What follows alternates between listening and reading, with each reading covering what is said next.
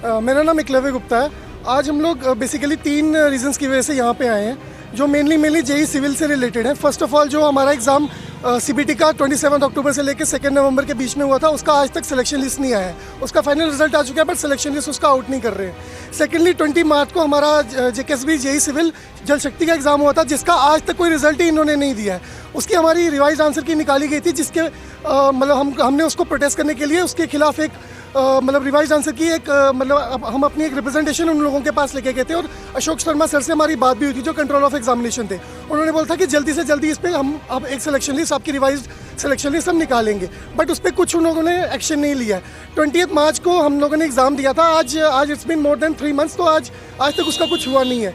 Thirdly and mostly 855 post JE civil की और 109 post JEE mechanical की बात की जा रही है, जिनके बारे में कुछ आज तक कुछ नोटिफिकेशन आ ही नहीं रहा है। जब जेकेएसबी ऑफिस जाके पूछते तो वो कहते हैं हम जल्दी निकालेंगे।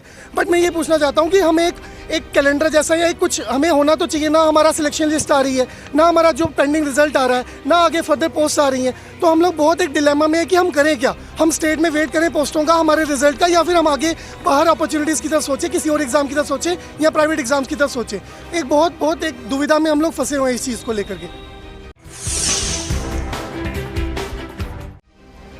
मेरा नाम एकलव्य गुप्ता है।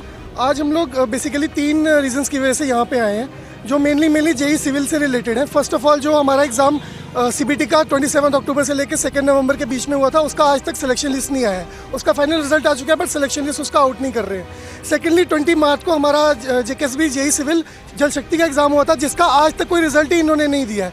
उसकी हमारी रिवाइज आंसर की निकाली गई थी, जिसके हमने उसको प्रोटेस्ट करने के लिए उसके खिलाफ एक रिवाइज आंसर की एक हम अपनी एक रिप्रेजेंटेशन उन लोगों के पास लेके गए थे। और अशोक शर्मा सर से हमारी बात भी हुई थी, जो कंट्रोल ऑफ एग्जामिनेशन थे। उन्होंने बोला था कि जल्दी से जल्दी इस पर हम अब एक सिलेक्शन लिस्ट, आपकी रिवाइज सिलेक्शन लिस्ट हम निकालेंगे, बट उस पर कुछ उन लोगों ने एक्शन नहीं लिया है। 20 मार्च को हम लोगों ने एग्ज़ाम दिया था। आज it's been more than 3 months, तो आज तक उसका कुछ हुआ नहीं है।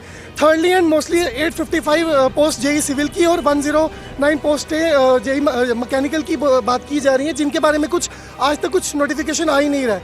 जब जेकेएसबी ऑफिस जाके पूछते तो वो कहते हैं हम जल्दी निकालेंगे।